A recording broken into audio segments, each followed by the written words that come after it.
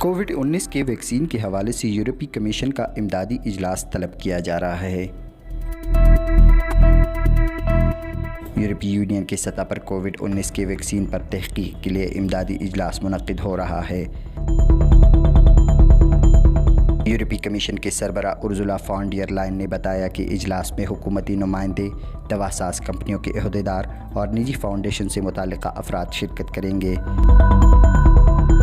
شرکت کرنے والوں میں اقوام متحدہ کے سیکرٹری جنرل بھی شامل ہے۔ اس دوران امید ہے کہ 7.5 ارب یورو اکٹھے کر لیے جائیں گے۔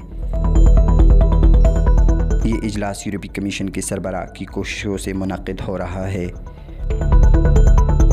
وقاص ہارون، sportsstory.news